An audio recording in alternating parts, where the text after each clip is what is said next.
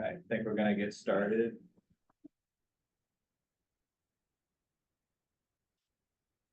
Yeah. I think it looks like-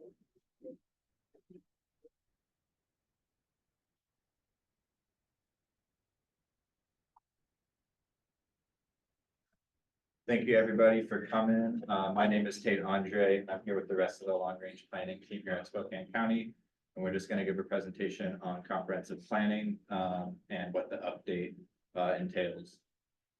So for the agenda, we're just gonna go over a brief profile of Spokane County, like how many cities do we have? What is the housing situation looking like, et cetera. We're gonna talk about what a comprehensive plan even is, and what governs it in Washington State.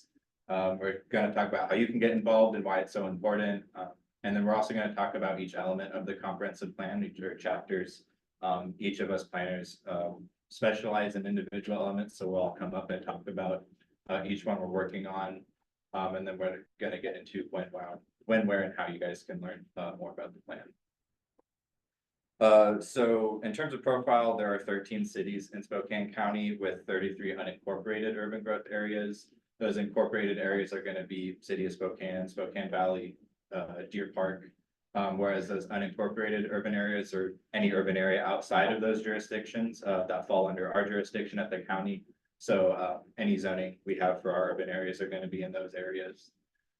In the last 10 years, from 2010 to 2020, we grew from about 68,000 people, but in the next 26 years, we're planning on growing a little over 100,000 people. And that's very important as population growth is the leading factor for comprehensive planning. Let's see here. So in 2022, we had about 230 housing units. Based off of preliminary numbers, we are thinking we'll need about 75,000 additional housing units between 2020 and 2046. The average house was $444,000, while average rent was about $1,300 for a standard 2-bed. Our median household income was $70,000, but it is important to differentiate that there are different numbers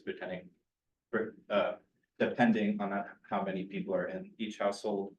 For context, about 30% of our total households are one person and 35% are two. So 65% of our households are between 1 and 2 people. Additionally, 34% of our community have bachelor's degree or higher, which is just a little under the state average at 38%. And we have a little under 14,000 employer establishments. So what is the comprehensive plan? Essentially, it's a document that guides planning efforts over the next 20 years through goals, policies, and strategies to solve or to combat any issues that are raised by the community. It's important to note that a comprehensive plan is not law, it's not legislation, but it does set the base for legislation to be adopted. And guides day-to-day decisions by our elected officials and government staff. What governs it in Washington State is something called the Washington State Growth Management Act.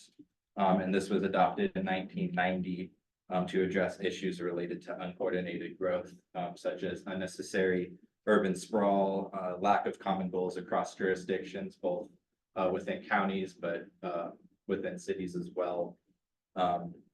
Environmental protections and making sure we have adequate public facilities and services for urban areas.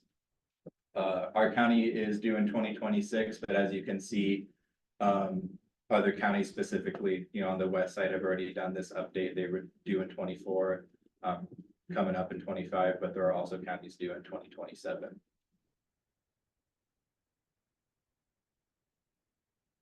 So the GMA has 15 planning goals that are sort of broad and act as the basis for all comprehensive plans in Washington State. And rather than read each one off, a broad overlook is that these are to make sure growth and development is coordinated efficiently and sustainably throughout the county. And this means reducing sprawling urban development, providing efficient transportation, planning for housing needs, and protecting the environment. None of these goals exist in a vacuum. To accomplish one, you need to work on accomplishing another. These are some more of them. Most notably is 14 there. That is a new goal added recently. I forget the exact House bill. But is climate change and resiliency, and that's going to make it so not only our comprehensive plan, but every jurisdiction in the county will need a climate change and resiliency chapter of their comp plan, which is something Graham Bruce will get into more as we dive into the elements. These are the chapters of our comprehensive plan. Some are required and some are optional. So we got your standard, what are land use, housing, transportation. One unique to us is the rural chapter. All the rural lands outside of those unincorporated areas lie in the county's jurisdiction. And some of these are also additional ones that we have, such as the natural environment and resource chapters. Those are talking about our critical areas like wetlands, aquifer recharge areas, and also like our agricultural, our forest and mineral lands, which I'll get into as we dive into those chapters as well. This graphic just shows sort of a basic description of what goes into the comprehensive plan and how it's actually implemented. So obviously, Growth Management Act heavily informs it. Something called countywide planning policies also heavily informs the plan. Those policies are created cross-jurisdictionally and provide a regional framework that everybody sort of has to follow when making their plans. Public participation, community engagement, extremely important in creating this plan. It's not our plan, it's everybody's plan. And then this is implemented through various ways, everyday decisions and legislation. So all the infrastructure projects that we have, so our roads, our parks, water, sewer, all that is affected by this plan. Annexation and tax policies and planning or zoning and subdivision laws are all impacted and can't conflict with the plan. And then other department plans, so our transportation department, our community housing department, Parks and Rec, they all have individual plans as well that heavily coordinate with our comprehensive plan. So I'm going to hand it off to Josh. He's going to talk about public participation, and then we're going to dive into all the individual elements. Thank you, Tate, for that great introduction to comprehensive planning. Over the next 2 years is going to be your opportunity to voice your vision and your values to us, implement those into goals and policies which really direct the future for Spokane County over the next 20 years of development. I think it's really important that you give your vision and your values and your ideas on what you want this comprehensive plan to look like, because this is going to affect future land use decisions. It'll affect not just the built environment, but the natural environment as well. So we really are just looking forward to getting your input so that you can make informed decisions and provide us with really your desires for Spokane County. This will also affect local policies. The goals and policies within the comprehensive plan will also affect decisions that are made by our local and elected officials. And it's going to affect current and future generations. This isn't just going to affect, 5 or 10 years down the road. These land use decisions and these opportunities to protect our natural environment, but also create a built environment, is going to affect future generations of Spokane County as well. So it's really important that we get this right, and it's going to be really difficult for us to do this in a really an innovative and respectful way without getting your guys' input. So it's something that we really want to happen during this update. I think it's important to know that this really isn't our plan, it's the public's plan. And the best plans aren't done in our cubicles, it's not done in a vacuum, it's not done in a silo. It's really done with a great, innovative, and robust community engagement strategy, which is something that we're really trying to work on in 2026. So now I kind of talked about why public participation is important, but I want to show that not only is it important, it's actually required. The Washington State Growth Management Act requires early and continuous public participation. And it's kind of what we're doing right now. We want to get you guys informed and involved early in this process, but also it's going to be done throughout the whole process from right now to when it's getting voted on and adopted by the Board of County Commissioners. We want to make sure that all your input and ideas are put in each stage of developing the comprehensive plan. One of the ways that we did this was creating our public participation program. Last week, it was recently adopted by the Board of County Commissioners. It's available on our website to view. It really just lays out different ways in which you can get involved in comprehensive planning. It creates a roadmap or a framework and different ideas on how we will involve the public. It also shows a great timeline or a scope of the project as well. So what are some ways in which you can get involved in this process? I think one of the easiest or best ways to sign up would be just to sign up to be a stakeholder. As stakeholders have a vested interest in the comprehensive plan or may represent different interest groups. If you'd like to become a stakeholder, you can go on our website, find our email, send us an email that you'd like to be added onto our stakeholder list. And we'll make sure that you're added and you're given the appropriate information to be involved in that capacity. Also, throughout this whole next 2 years, we're doing a thing called public forums. These public forums will be on the different comprehensive chapters, elements, but also different visioning forums. It's a way that we can communicate and involve the public, share ideas, present drafts, receive comments, and just make sure that you're involved in this process. If you want more information on how you can be involved in this process, on our website, we have our email sign up. If you sign up for that email, you're going to get the most up-to-date information on comprehensive planning, different dates in which forums will be happening. And yeah, you're just going to make sure that you are informed and have the best data available to make decisions that influence you and influence our policy as well. Throughout this whole process, we really want to make the website our hub for information. So that's what we're going to have drafts, different policies. It's where you can submit comments. It's where you can see videos or recordings of different meetings and really just get the most up-to-date information on comprehensive planning. If you want more information or just want to ask some more questions, you can schedule a community consultation. It's a new program that we're doing this year. You can schedule a couple of planners.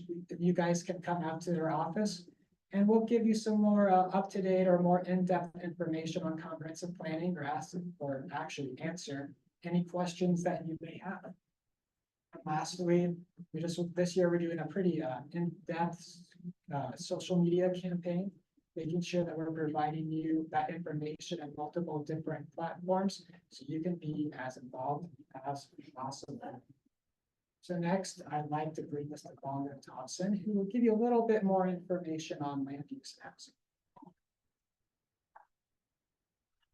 Thank you, Josh. This is quick. Okay. So I'm going to be talking about land use. This element is unique in a number of ways. One of which being that this is the only element that all of us planners are on. Partially because it's the most comprehensive and it kind of touches every other element. So having it siloed off doesn't make much sense. So the purpose of land use is really to, it's a phrase I'm looking for. It is to kind of minimize conflicts between land uses and provide orderly and efficient development. So in terms of GMA planning goals, it's going to be urban growth and the reduction of sprawl. And then breaking that down a little bit more, excuse me, the 5 main categories of land use are going to be residential, commercial, industrial, natural resource lands, and mixed use. And then when you get into zoning, those are broken down a little bit more, but those are kind of the broad categories there. And then the purposes of land use, we kind of just did a succinct little list here. There's many more, but safe transportation systems, reduction of sprawl, minimizing conflicts between uses. Like I said, in the county, you have gun ranges here, industrial uses here, schools and parks here. You need to be very careful with how you place these things so you do not create unnecessary conflict between different uses, while still having a place for everyone in the county. And then I'm going to get into housing here, which is being done by myself and Tate. So the main purpose of the housing element is to ensure that we have enough housing and enough affordable housing through 2046. So I believe Tate mentioned I don't remember the exact number offhand, we're looking at something around 70,000 units. That's right. Yeah. So we're going to be planning for that, and I'm going to break down some of the specific requirements a little bit here. So our planning goals there are going to be the reduction of sprawl, housing, of course, and historic preservation. So there are several new requirements this time around that is going to make this housing element the most in-depth one we've ever done. Excuse me. We just listed a couple here, but one of the main ones being the language in the Growth Management Act has changed from encouraging affordable housing to actually planning for it in a very specific way. So we have to plan for all different income segments of the community. So people who are extremely low income, they make 0 to 30% of the area median income. I don't remember the exact dollar amount offhand, but 30 to 50% area median income, etc. So we are given an exact number of units that we have to plan for, and then we need to make sure that we zone appropriately to allow for them. And there's many more, allowing for missing middle housing, working to uncover disparate impacts in the housing market. So a lot goes into the housing element. Some of it is data analysis done by others. For example, the Office of Financial Management gives us a population projection. They give us a range. We picked one. Well, the planners and elected officials from every jurisdiction picked one, to say. The land capacity analysis, where we see how much land we have in the county, how much capacity for growth we have within that land, and if we need to potentially look to expand our boundaries within our urban growth areas to have more availability. Excuse me. Public outreach is a large part of it, like we're doing here with other agencies, Spokane Housing Authority. We're going to be meeting with nonprofit developers, for-profit developers, all sorts of different people. The Housing and Community Development Department, as well as our own data analyses on housing prices, vacancy rates, the number of people who own their homes versus rent, et cetera, et cetera. And then I'm going to turn it back over to Josh to talk a little bit about transportation. Thank you, Bongo, for that great introduction into land use and housing. I'm going to talk about the transportation element that's being done by myself, Bongo, Thompson, but also Spokane County's Public Works Department. So what's the main goal of the transportation element? Well, the main goal of the transportation element is to make sure that Spokane County has the right infrastructure, capacity, and financing to meet the next 20-year growth projection, but also make sure that we can serve and support that future land use map. When we're putting in this new development, we have to make sure that we have, adequate roads, infrastructure, and financing to pay for it without reducing those level of service standards.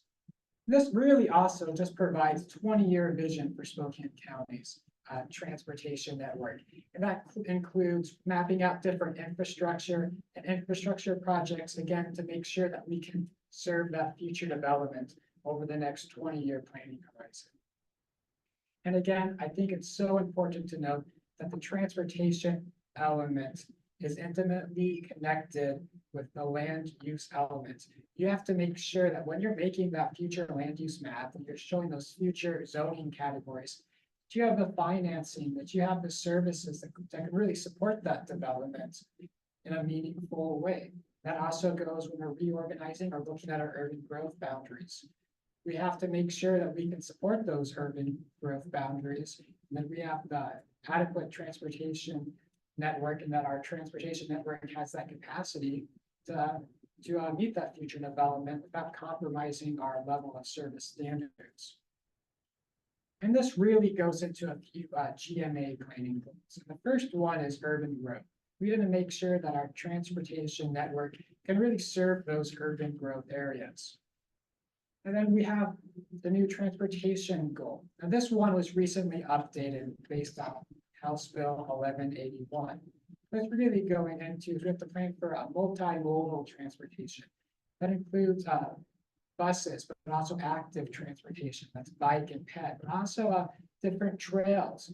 Again, what's added for this based off of 1181 is we also have to plan for reducing greenhouse gases as well, and reducing vehicles miles traveled per capita. And this is really done at a regional basis because we understand that transportation doesn't really follow jurisdictional boundaries. And this is done through planning with the different jurisdictions, but also our local NPO, which is SRTC. And we have public facilities and services. We need to make sure that at the time of development and at the time of occupancy, that we have the right transportation infrastructure in place to serve that development when it's being built on the ground. What does this really look like? Like, how does this actually get built out? Well, we have our comprehensive plan, which is influenced by goals and policies, which I mentioned earlier is really shown by the community's vision and their values for that transportation network. That's further implemented by our capital facilities plan, which sets those level of service standards, and which also shows an inventory of our facilities and also different financing for those facilities as well. That's further connected to the transportation element, which shows different financing options and infrastructure projects for the transportation network. That's further implemented by the 6-year TIP and the 20-year financing plan, which really shows out how we're going to pay for this and actually proves that we have funding sources that could fund this transportation network. And that equals that we have nice transportation projects that are being funded and built. Next, I'm going to hand this off to Tate Andre, who will give you an introduction to the natural environment. All right, so the next two elements I'm going to talk about are intimately tied, and that's our natural environment element and our rural element. But I'll start with the natural environment. And this combines several environmentally related things, those being our natural resource lands, our critical areas, and our open space corridors. And this hits a few GMA planning goals. Our natural resource industries. We need to make sure our natural resources are maintained and enhanced. We have an open space and recreation goal, retaining our open space and green space lands, enhancing recreation opportunities, fish and wildlife habitats, and access to natural resource lands and water. And then we also have an environmental GMA goal. It's recognized across Washington that our environment is essential to maintain and enhance our quality of life. And this includes water, air quality, and access to water. So what are our natural resource lands? These are going to be our agricultural, forest, and mineral lands. While the economy has diverged significantly since the mining boom in the 1800s, or logging, forestry, and agribusinesses that followed after that, these industries continue to hold important cultural and economic significance in the county, and so we need to work to avoid loss of these and protect them for the future.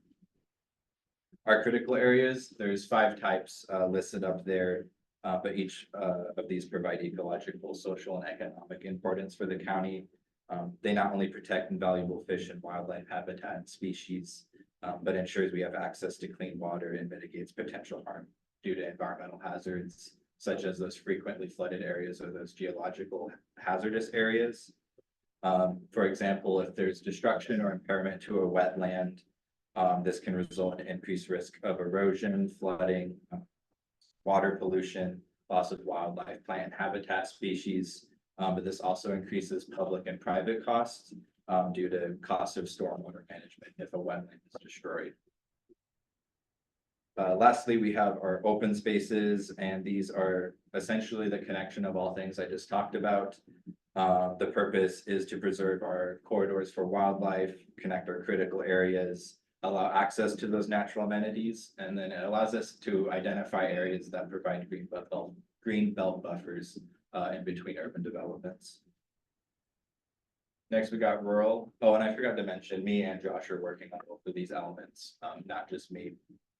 But rural lands, these are defined as lands that are outside of urban growth areas and also not designated as natural resource lands. Although natural resource sort of uses exist on rural lands, they aren't specifically designated as a forest land or an ag land, etc. This element is heavily informed by the community vision of rural character.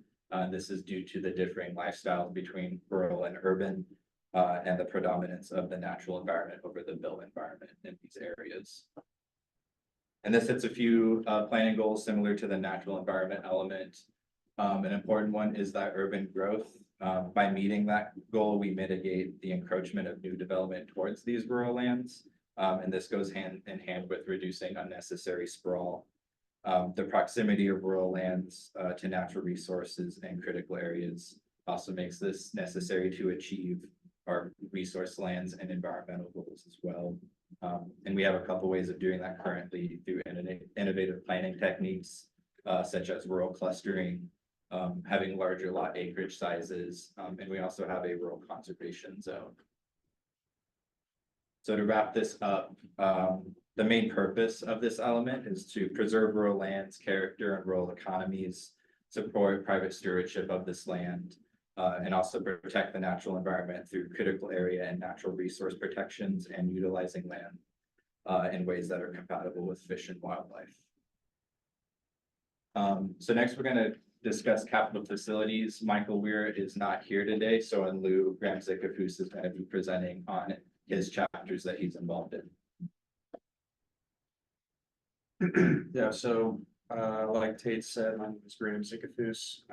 I am not Michael Weir. But I'll be filling in and talking to you guys a little bit about capital facilities as well as the parks and recreation elements, followed by the two elements that I am actually the lead on, which are economic development and climate change and resiliency. So starting with capital facilities. So what are capital facilities? They are what make up our built environment, and they include services that we interact with in our everyday lives. Some examples of this include stormwater, schools, fire districts, streets, domestic water, and more. There are two goals established in the Growth Management Act that directly relate to how we accomplish planning for capital facilities and utilities. The first goal, the urban growth goal, is to encourage growth and development where the facilities are already adequate, where they already exist and can be provided for in the most efficient manner. The second goal, public facilities and services, the second goal is to ensure that the facilities and services are adequate at the time of development. And when occupied, that increased growth does not allow the area to fall between minimum levels of service, which is also known as just LOS sometimes. So an example of this would be like a new housing development, increasing the need for classroom space at a school. Or learning space is an example of an LOS used to measure minimum development standards. In this process of comprehensive planning, the school district would assist us, the planning department, in identifying their ability to serve the increased growth, and would designate that growth to occur in those areas based on the ability of the district to serve that potential growth, all while not allowing that level of service to fall below the standards that we set. So how does capital facilities planning get implemented? So we have this nice little chart that Michael made, and I'll just kind of guide us through it. So in that first section, the green section, talks about how the comprehensive plan will establish the vision and goal of how we expect the facilities and service to serve the public in future growth. The comprehensive plan also establishes the framework of implementation through the analysis of facilities and their ability to serve future growth. This is further implemented through the designation of zoning and the plan's ability to guide our elected officials' decision-making process. So then moving on to the blue section, talking about the capital facilities plan. It's also known as the CFP, and this is one of the primary tools of capital facility planning, and it provides a concise breakdown of our current conditions and needs. Within the capital facilities plan, you'll also find specific levels of service applied to each facility. The Growth Management Act requires specific information to be included in a capital facilities plan. This includes the inventory, location, and capacity of county-owned facilities, a forecast of future needs of facilities and services based on projected growth, The location and capacity of new and or expanded facilities, and a 6-year finance plan as well. So if we find ourselves in a scenario where the probable funding falls short of meeting expectations, this triggers their need to assess or reassess, the capital facilities plan, through a number of different methods. So then moving on to this, the last box, the orange one, we can kind of look at this as sort of a trickle down, process or trickle down of influence.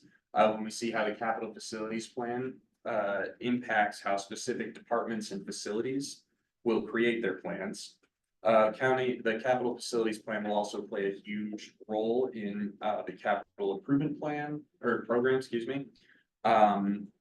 Which outlines, the specific projects that will be funded and built to either maintain or expand our facilities.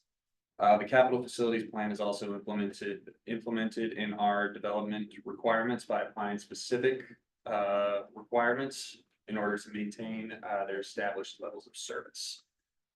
And so as a result of the entire process, we can meet the Growth Management, Act requirements of capital facility planning by maintaining not only our current facilities, but expanding and building new facilities necessary to meet the demand of growth. All right, Parks and Recreation. There'll be some crossover with this one with capital facilities. So it kind of leads nicely into Parks and Recreation because parks are one of those capital facilities. But it is also kind of its own separate thing for a number of reasons. So the primary Growth Management Act goal for Parks and Recreation is focused on retaining open space and green space, and protecting and enhancing fish and wildlife habitats, and expanding and building new facilities, increasing access and opportunities to visit recreation facilities. Growth Management Act requires park plans to address the following, consistency with capital facilities plan, 10-year park and recreation, demand estimates, evaluation of facilities and service needs, an evaluation of tree canopy coverage within the urban growth area. And lastly, identifying intergovernmental coordination opportunities. So this diagram's kind of similar to the one that Josh had up for the transportation element, and that's because the Parks and Recreation element is implemented similarly to the transportation plan. First, the comprehensive plan will identify goals and objectives that the community may have related to Parks and Recreation. Then the capital facilities plan will establish a level of service and create a connecting point between the parks plan and the comprehensive plan. The parks plan is created by the Parks and Recreation Department, so that's not something that the planning department writes. They have a separate plan that they write as well that is kind of concurrent and related to the comprehensive plan. But they will reference the goals and objectives established in the comprehensive plan, but also include additional goals and objectives needed to operate Parks and Recreation Department adequately. So this will include parks projects, a detailed inventory and a finance plan, and it also identifies funding sources for those projects. And then lastly, those projects are implemented through the adoption of the capital improvement program, which is where you will begin to see parks projects identified in the plan being invested in and built to serve the community. All right, now moving on to the elements that I'm the lead for: economic development and later on climate change and resiliency. But starting off with economic development. So what is the economic development element? It includes goals and policies that ensure Spokane County residents have access to good jobs and economic opportunities, very simply put. It also includes goals and policies that ensure a sufficient tax base for public infrastructure projects such as fire stations, schools, parks. A lot of those capital facilities and utilities, that are in that, particular element. So there's a lot of crossover, if you haven't noticed already, between a lot of these elements in the comprehensive plan. They're all very interrelated, and so even though we're all working separately on different ones, we all work together a lot to make sure that those elements mesh well together. So the economic development element fulfills the economic development goal in the Growth Management Act, which is to encourage economic development throughout the state that is consistent with adopted comprehensive plans, promotes economic opportunity for all citizens, promotes the retention and expansion of existing businesses and recruitment of new businesses, recognizes regional differences, and encourages growth in areas experiencing insufficient economic growth, very simply. So the final product of this particular element in the 2026 comprehensive plan will be an updated economic development element with updated goals and policies that focus on regional challenges, business startup and expansion, recruitment, tourism, education, and training. And there are a lot of goals related to these topics in the economic development element as it currently exists, but they're in need of updating. And so they will be existing. We, the planners, as well as you, the public, and whoever wants to be involved, will be reviewing existing goals and policies and helping to update them as needed to suit current economic realities. All right, now this is the last element that we'll be talking about as part of this presentation. It's also the most newly required element of the comprehensive plan, the climate change and resiliency elements. So, like I said, it's the newest required element. It was required by House Bill 1181, which passed and was implemented last year, 2023. And it consists of two sub-elements, a greenhouse gas emission reduction sub-element, as well as a climate resiliency sub-element. And I'll get into exactly what those are here in a few minutes.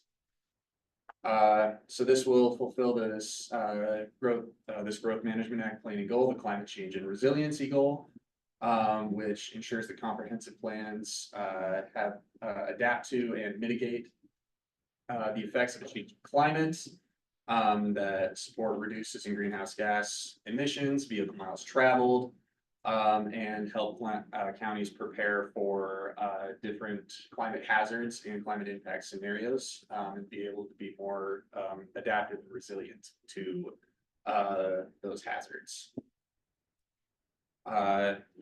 This is an important element because climate hazards occur everywhere.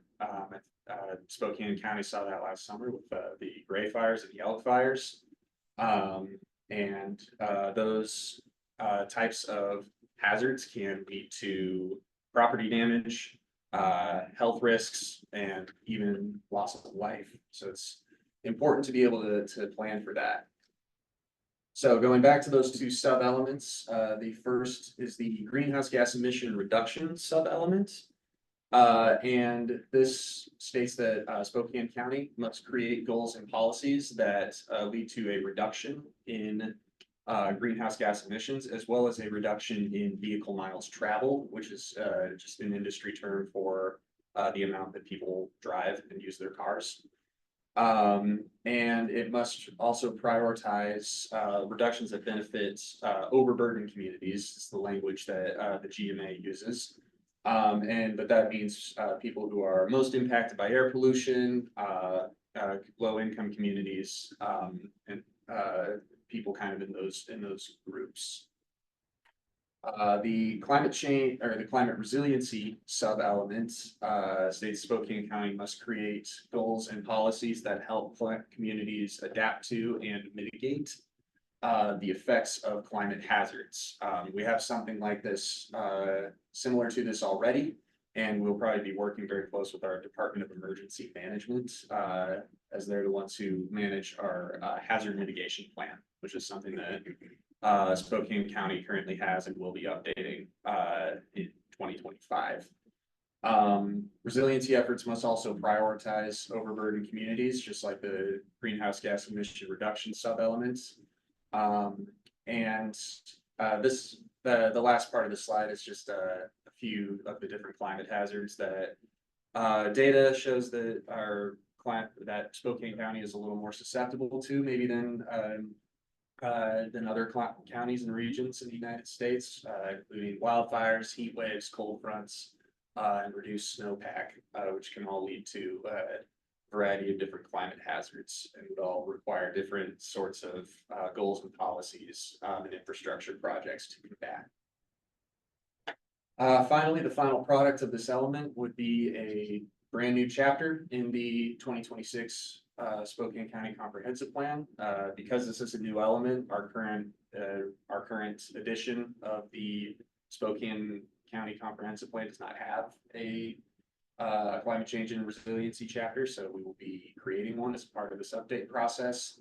And that chapter will include a 20-year vision for how Spokane County will adapt to and mitigate the effects of climate hazards. And we're gonna bring it back to Tate, and he's gonna wrap us up with just a little bit of a timeline and some information for you guys. So this is what it looks like for the next few years. Right now, we are at that initiating the collaboration and engagement. This is the very beginnings of that. This is more of a informative sort of presentation to get you familiar with what planning even is, and sort of garner interest in the process. There's going to be a lot more opportunities after this. We're going to actually start doing invites to stakeholders and for what people want to be involved in. We're going to be starting to create our technical advisory committees to bring together experts on certain topics to address issues from the community. And then we're also reviewing our current plans and regulations. Into 2025 is when we start doing deeper data analyses. For example, Bongo and I have already started doing preliminary data for housing.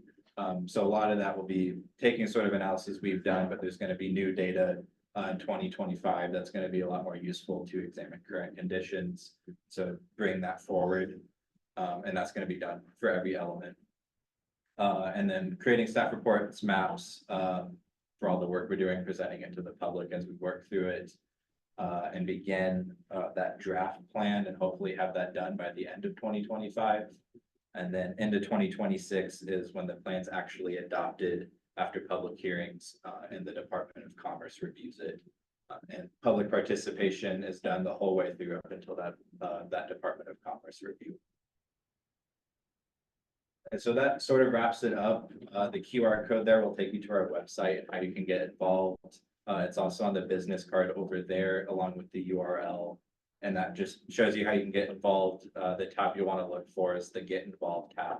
And that will be where all the documents we post for comments will be, how you can stay informed along with everything Josh presented to. Yeah, I think that's all we got. I hope this was informative to some degree, garnered interest at the very least, but if you guys have any questions, that's what we're here for as well. So open it up the floor. Yeah, you guys. You throw it, yeah, we can. Yes. Are your illustrations that you've used in this presentation at that website? I believe so. I can also just give you a copy of the PowerPoint. Just- Yeah. I don't remember offhand if it's online. So tell you what, if you get me your email after the thing, I'll just shoot it. Yes, sir. Where you guys are we as a county looking like for inspiration for this plan going forward? Are we reviewing other cities, places around the world? What are you guys looking at? Yeah, both of those. There's always sort of, especially with jurisdiction that have done the process already, it is the west side, so it is a different context, but we do look at certain strategies they've used or problems they've run into. Seattle's late on their plan and that's brought them issues. So making sure, how are we engaging and staying on top of everything? So so Seattle's a model that we're looking at for over here. Or like a kind of the same idea. Similar idea, like they have, they plan differently because they're a city, they're also not a county. Yeah. The west side is interesting because they do like cross county coordination because they're a lot bigger. So in terms of meeting similar requirements, yes, but there is unique context to Spokane County, just given the size of our cities. Yeah. Our rural areas are a lot different, so strategies towards how we plan and issues are gonna be different from the communities, but broadly, yeah, the states the counties look at each other for examples, but. Yeah, if I could provide a little additional information there. So this time around, as I mentioned on housing specifically, we have quite a host of new requirements. So a lot of it is, we'll look at the RCWs, the state laws, Revised Code of Washington. And then we see, what does it say in there? And then the Department of Commerce, who Melissa is here from there, thank you for coming, by the way. But they have pretty extensive guidance, so we look at that and they say, hey, here's the requirement, we would recommend X, Y, and Z, and we can look at that and say, well, this would work for our context, this might not. And then, from there, I could bore your, Okay. your head off with a bunch of different things we look at, but that's kind of the nutshell answer. Who came up with the requirements? Who created the vision for our state of what our state was going to look like? Where do these ideas come from? So the very, very broadly, the idea of even having a comprehensive plan is something that came from the state level through the Growth Management Act. The Growth Management Act is a set of policies in the Revised Code of Washington, or that's just state law. That was done back in the early 90s, and so a lot of the requirements that we abide by for creating a comprehensive plan come from the Growth Management Act. Yeah, so generally from the state legislature is where the requirements are. Do we look into, you drive in Spokane, sister cities? Do you guys look into, there's obviously a reason where sister cities, like similar environment, similar population density. Are we looking at those places around the globe as well? Are you talking about like on some of the road signs? Yeah, they'll have, sister like- cities, so like, Yeah, that's That's a great idea. that's a I really haven't good done- question. Internationally, we haven't done a lot of comparison for comprehensive planning. There's like a small example, there's a new wind farm code that is being worked on, because currently there isn't one. And so, for example, with that, we have looked at what other countries do practice wise. Yeah, so that is something in planning that's done, but I don't think, with our plan so far, we haven't done a lot of international stuff, but Yeah, it'd be, I would be curious. don't pigeonhole yourself. yeah, for sure. Yeah, definitely. I'd be curious if that's something that the city of Spokane is doing, because it's Spokane is the city that is sister cities. We're from Spokane County, which is kind of area. But I'd be curious to see if the city of Spokane looks into that maybe a bit more closely. Sure. Yeah. You have a question in the back that I see you raise your hand? Oh, my mistake, sorry. Can you talk a little bit more about like the stakeholder involvement and how you see that going? Like, is it, I know you're just initializing the stuff, but is it like, oh, you'll have a meeting from time to time and just kind of listen and then go to your thing? Is it like get a group together and you kind of take a vote around what the public thinks, or, how our voices actually can be heard? Sure. So, well, as I said earlier, we'll have different public forums, and that's when we'll present our ideas to you and we'll present our documents to you for comments. But we're also gonna have a visioning session, and that'll probably happen in August/July. And that will be the real time where we'll come together, as a community, and we'll say, what visions/values do you want for the community?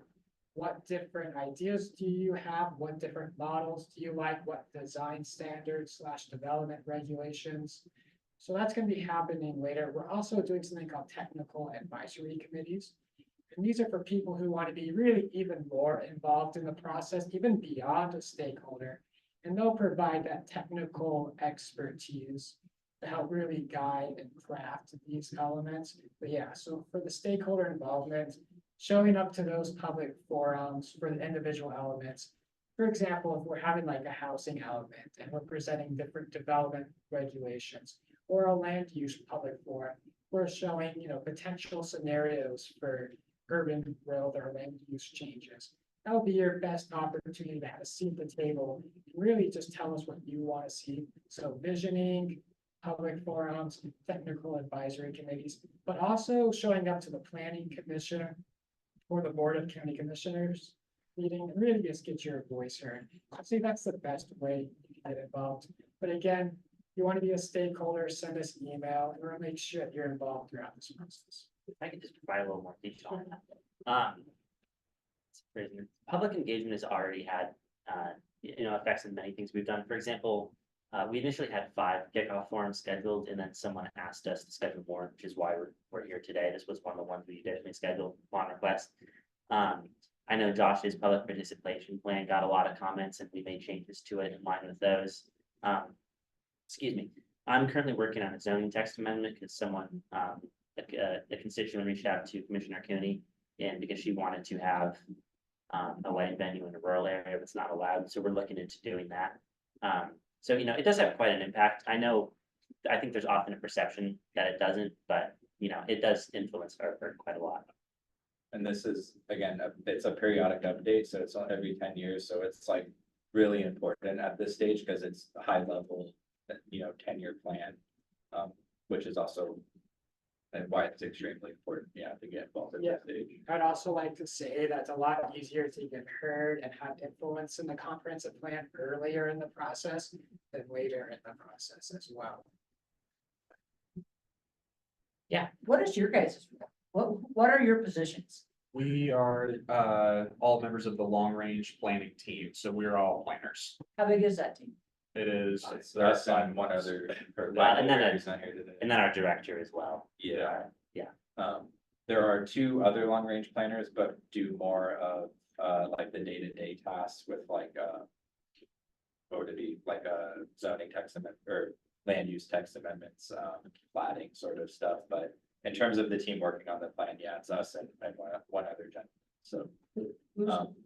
Who's the director? Scott Chesney. Gotcha.